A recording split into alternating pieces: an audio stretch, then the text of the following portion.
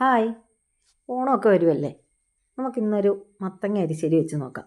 ഓണത്തിൻ്റെ ഒന്നാം ദിവസമൊന്നും എരിശ്ശേരി വയ്ക്കില്ല. ഒരു രണ്ടാമത്തെ ഓണത്തിനോ മൂന്നാമത്തെ ഓണത്തിനോ ഒക്കെ എരിശ്ശേരി വയ്ക്കാറ്. അപ്പോൾ എരിശ്ശേരി സാധാരണ രീതിയിൽ എരിശ്ശേരി വയ്ക്കുന്നത് എങ്ങനെയാണെന്ന് നമുക്ക് നോക്കാം. അതിന് വേണ്ട ഐറ്റമാണ് വെച്ചിരിക്കുന്നത് മത്തങ്ങയും പയറും. അപ്പോൾ നമ്മൾ മത്തങ്ങ വെച്ചിട്ടുണ്ട്. അതിലേക്ക് നമുക്ക് വെള്ളം ഒഴിച്ചു കൊടുക്കാം. ഒത്തിരി വെള്ളം വേണ്ട, നകക്കെ വേണമെന്നില്ല. കുറച്ച് ഒരു കപ്പ് വെള്ളം അതിലേക്ക് ഒഴിച്ചു കൊടുത്തു. ഇനി നമുക്കതിലേക്ക് ഇട്ട് കൊടുക്കേണ്ടത് ഇതാ ഒരു പച്ചമുളക് ഞാൻ കീറി ഇട്ട് കൊടുത്തിട്ടുണ്ട്.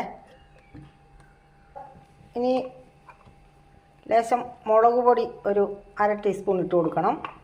ഒരു 1/4 ടീസ്പൂണ് മഞ്ഞൾപ്പൊടി ഇട്ട് കൊടുക്കുക. ഇനി വേണ്ടത് ഉപ്പ്, ആവശ്യത്തിന് ഉപ്പിട്ട് കൊടുത്തു. ഇനി നമുക്കിതിനെ അടച്ചു വയ്ക്കാം.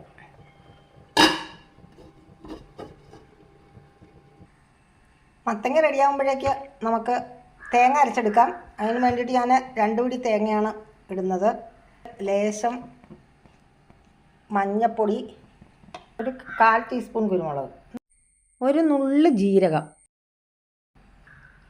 കൂടെ ഒരു വലിയ കഷ്ണം വെളുത്തുള്ളി ഞാൻ മുറിച്ചതാണ്, അതും കൂടെ ഇട്ട് ഇതൊന്നും ഒരു കറക്കി എടുക്കണം കേട്ടോ, ഒത്തിരി അരയാൻ പാടില്ല, ഒന്ന് കറക്കി. അപ്പം നമ്മുടെ മത്തങ്ങ റെഡി ആയിട്ടുണ്ട്, നന്നായിട്ട് വെന്തിട്ടുണ്ട്. ഇനി നമുക്ക് അതിനകത്തേക്ക് അടുത്ത ഐറ്റം, അപ്പം നമുക്ക് വേവിച്ച് വെച്ചിരിക്കുന്ന വൻപയർ അതിലേക്ക് ഇട്ട് കൊടുക്കാം. എന്നിട്ട് നമുക്കൊന്ന് ഇളക്കി കൊടുക്കാം.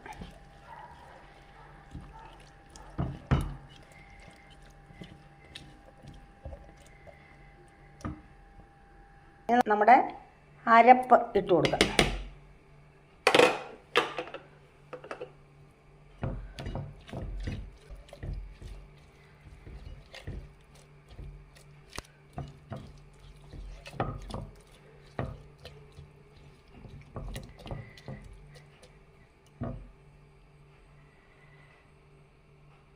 അപ്പം നമ്മുടെ മത്തങ്ങ എരിശ്ശേരി റെഡി ആയിട്ടുണ്ട്. ഇതിൻ്റെ ഏറ്റവും പ്രധാനപ്പെട്ട ഭാഗം എന്ന് പറഞ്ഞാൽ ഇത് താളിച്ചിടുന്നതിലുള്ള ഒരു ഇമ്പോർട്ടൻസ് ആണ് ഇതിന് പ്രധാനമായിട്ടുള്ളത്. അപ്പം നമുക്കത് എന്താണെന്ന് നോക്കാം. അതിന് വേണ്ടിയിട്ടുള്ള പരിപാടി ഇണക്കാം. അപ്പം നമ്മൾ എണ്ണ ചൂടായി, കടുക് ഇട്ട് കൊടുത്തിട്ടുണ്ട്. ഇനി അതിലേക്ക് 2 വറ്റൽമുളക് ഇട്ട് കൊടുക്കാം.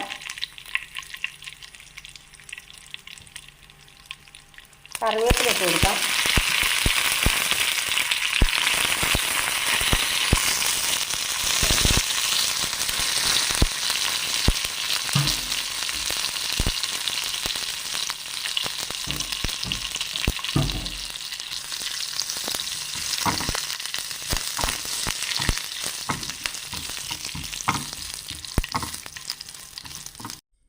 കൂടെ കടുവറയുടെ കൂട്ടത്തിൽ കുറച്ച് ഉഴുന്നുപരിപ്പ് ഇട്ട് കൊടുത്താൽ നല്ല ടേസ്റ്റ് ആയിരിക്കും.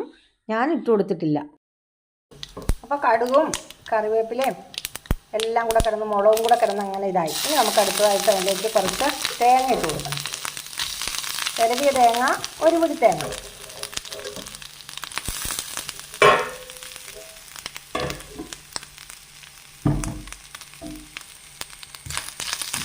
അതിനെ നമുക്ക് നന്നായിട്ടൊന്ന് വറുത്തെടുക്കണം. ഇതാ ഞാൻ പറഞ്ഞ എരിശ്ശേരിയുടെ പ്രധാന ഭാഗം എന്ന് പറഞ്ഞാൽ ഈ ഒരു ഭാഗമാണ്. അതായത് എരിശ്ശേരിക്കകത്തേക്ക് കടുക് വറുക്കുമ്പോൾ നമ്മൾ കുറച്ച് തേങ്ങ കൂടെ വറുത്തിടുമ്പോഴേ അതിൻ്റെ ആ ടേസ്റ്റ് മുഴുവനായിട്ട് ഇങ്ങോട്ട് വരത്തുള്ളൂ. അപ്പോൾ എരിശ്ശേരിയുടെ ഒരു ടേസ്റ്റ് എന്ന് പറഞ്ഞാൽ ഈ ഒരു കടുക് വറക്കകത്തായിരിക്കുന്നത്.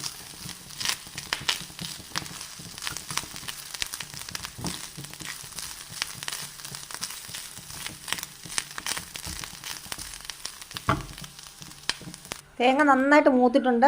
നമുക്കത് ഇതിനകത്തേക്ക് ഇട്ട് കൊടുക്കാം.